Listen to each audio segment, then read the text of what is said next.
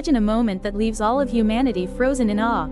The ancient wooden door of the Sistine Chapel slams shut with a sharp, resounding crack. More than 100 cardinals have been locked in a secret meeting, an event that could alter the fate of 1.4 billion Catholic followers worldwide. In May 2025, the conclave to elect the new pope will officially take place. But what is truly happening behind those sacred walls? Is this merely a routine religious ceremony, or is it actually a dangerous power struggle? Every vote can determine the future of the church. Whether the smoke rising from the chimney is black or white, each tells its own story. But beneath that surface lies a web of dark schemes and unrelenting fear. And those dark secrets might send a shiver down your spine. And what dark secrets will be exposed as the church faces this fateful turning point? The Catholic Church is no stranger to storms. For 2,000 years, the church has steadfastly endured countless upheavals, from internal fractures and shocking scandals to the relentless passage of time. But the 2025 Secret Council brings a completely different feeling. On April 28, 2025, the announcement was made during the 5th General Session of the Cardinals. The passage sent shockwaves through the faithful community when the Holy See announced the date for the conclave had been set. More than 180 cardinals, including over 100 eligible to vote, have gathered in Rome to approve this crucial decision. Choosing May 7th reflects the urgency, the need for swift action in an increasingly unstable world. But why the rush? Could it be that there are whispers of conflict among the cardinals?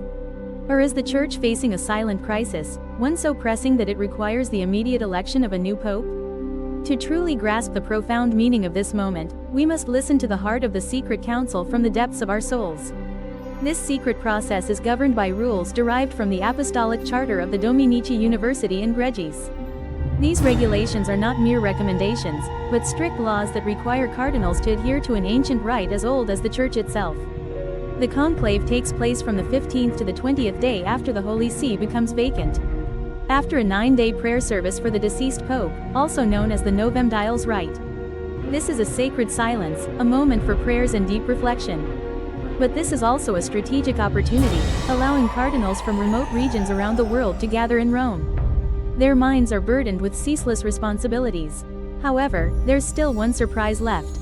The 2025 Secret Council launching ahead of schedule is an extremely rare exception. According to the provisions of Pope Benedict XVI's 2013 motu proprio, the conclave may be held earlier if all the cardinal electors have fully assembled. On April 28, more than 100 attendees present in Rome jointly approved this decision. This makes one inevitably question themselves. Are the cardinals rushing to act as if racing against time, trying to avert some vague, elusive danger?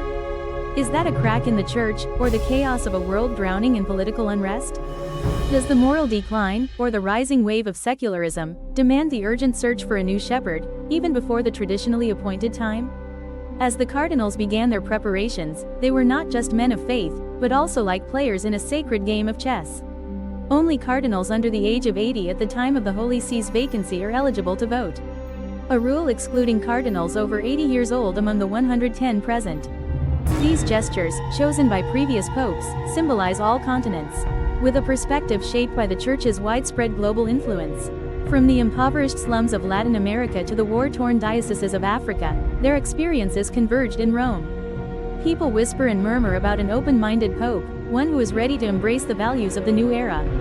Others desire someone steadfast and conservative to uphold traditional values. Stress can be clearly felt, but its impact is hard to predict. Just one misguided step, a single misplaced vote, can plunge the church into chaos.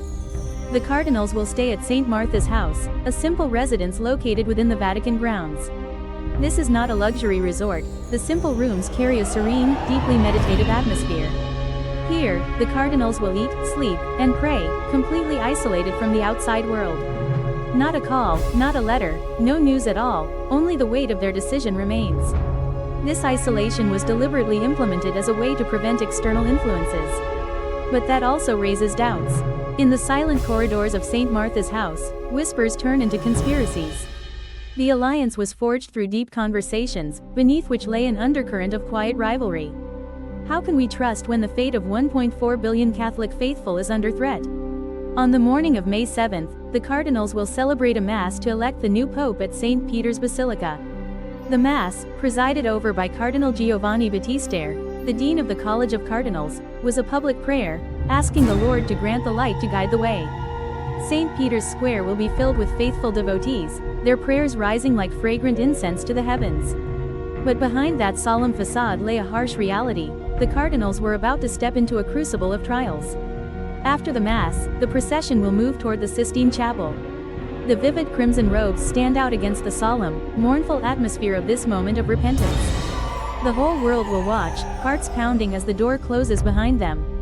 Inside the Sistine Chapel, the air is steeped in the weight of history. The Last Judgment. The cardinals took their seats with faces etched in determination, in a moment that compelled one to pause and admire.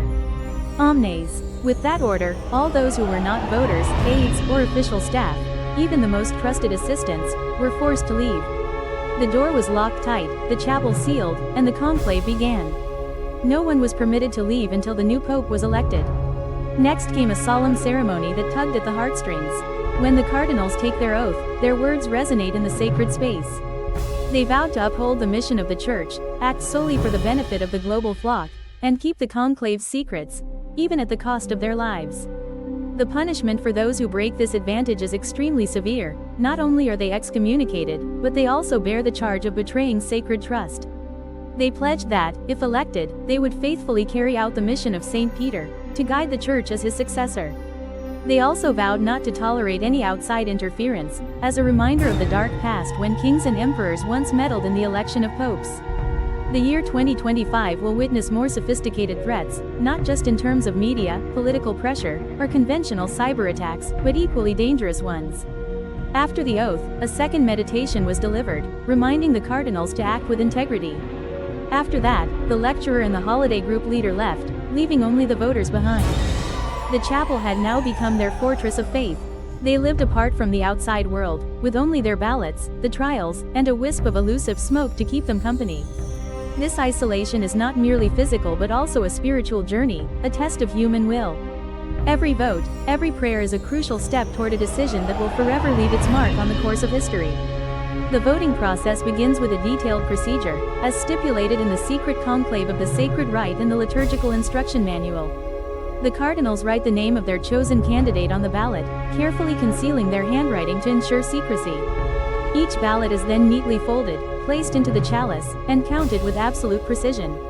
To be elected pope, a candidate must secure at least 2/3 of the total votes.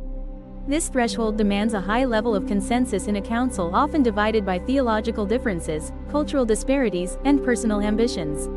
When the total number of voters is not divisible by 3, an additional ballot must be added. Sometimes, even a small detail can shift the outcome in such a tight race. On the first day, voting takes place only once, usually in the afternoon. On the following days, the number of voting rounds increases to 2 in the morning and 2 in the afternoon. After each round of voting, the ballots are burned in a special furnace, its chimney clearly visible to the eyes of the world. It is here that the black or white smoke will signal the result. Black smoke signals failure, indicating the cardinals have yet to reach a consensus. White smoke announces victory, marking the birth of a new papal reign. But smoke is not merely a signal, it is also a sacred symbol of the Church, like a visible prayer rising to the heavens. Hidden behind that veil of smoke lies not only spiritual meaning but also the wonders of science, just as captivating as the symbol it carries. For centuries, wet straw was mixed with ballot leaves to produce black smoke, while dry straw created white smoke. However, the results were often unclear because grayish smoke caused confusion among observers.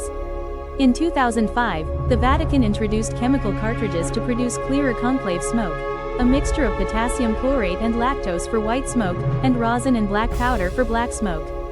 The auxiliary kiln is electronically controlled, delivering a more powerful effect. Yet no matter how advanced the technology, the smoke retains its mysteriously enchanting allure. Every time the smoke rises, time seems to stand still. In 2025, all eyes will be on that smokestack. Every heart pounds with eager anticipation, or perhaps, rising dread. Why does smoke hold such power? Not merely due to the suspense of the outcome, but also because of the fear hidden behind what it symbolizes.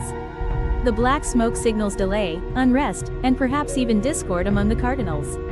In a world always yearning for stability, the lingering black smoke could be a sign of the Church's weakening, sparking rumors of internal strife. On the contrary, white smoke symbolizes liberation and the promise of a new beginning. Yet, it also harbors anxiety. Who is the new pope? Can he heal the wounds within the church, or will he deepen its divisions? The smoke rises like a mirror, reflecting the hope and restlessness of billions of Catholics and all those watching. If a new pope has not been elected after 3 days, the conclave will pause for a maximum of 1 day. The cardinals prayed, reflected, and listened to brief advice from Cardinal Dominique Momberti, currently the Cardinal Protodeacon of the College of Cardinals. This forest is a burden, yet also an opportunity to break free from stagnation and find a new path. But it is also the most vulnerable moment, when doubt creeps in, complacency takes hold, and endless secret meetings drag on. The risk of espionage or external pressure breaching the Vatican's walls is growing increasingly high. History always holds hidden warnings, like in 1800, when a secret conference lasting over 3 months shook the foundations of the Church. Will a similar crisis occur in 2025? When the final candidate secured 2/3 of the votes, the tense atmosphere suddenly erupted into overwhelming joy. White smoke rose from the burning ballots as the bells of St. Peter's Basilica echoed through the air. In the chapel, the elderly Cardinal Giovanni Battista Re is present. The cardinal stepped forward, his heart stirred with emotion as he heard the question that made his soul tremble. Do you accept your canonical election as Supreme Pontiff? Few doubt the answer, but its weight is almost unbearable. To accept is to bear a sorrow few can fully comprehend. Global church leaders overcome the challenges of faith and doubt. By what name would you like to be addressed? Naming is no simple task, as it clearly reflects the desire to carry on the legacy of previous popes. Will the new pope choose Joan in a way that evokes something? Pio, the traditional symbol, also known as Fancico, represents humility. The name itself is a message to the world, a sign revealing the coming papal reign. The head of the ceremonial board, acting as a notary, recorded the parties' consent along with their names, witnessed by 2 assistant officials.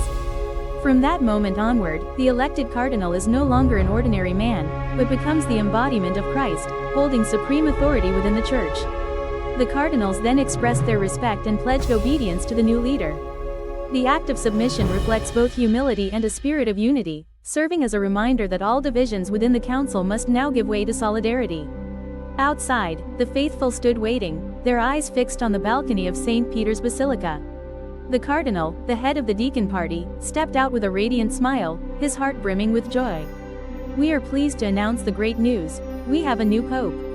I am pleased to share with everyone a momentous piece of good news: we have a new pope. On the day the new pope's name and title were announced, the crowd suddenly erupted in cheers.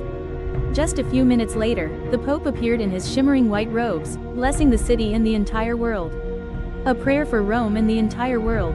But this process does not end here. The new pope needs to take over the Basilica of St. John Lateran soon. The Roman cathedral, also the mother of all Catholic churches in the world. This ritual is often overlooked, yet it is the final mark that affirms his authority, linking him to the city and its ancient faith. However, when I first took on this position, the entire world watched with bated breath. Will he be the peacemaker or the lightning of wrath, the gentle shepherd or the mighty warrior?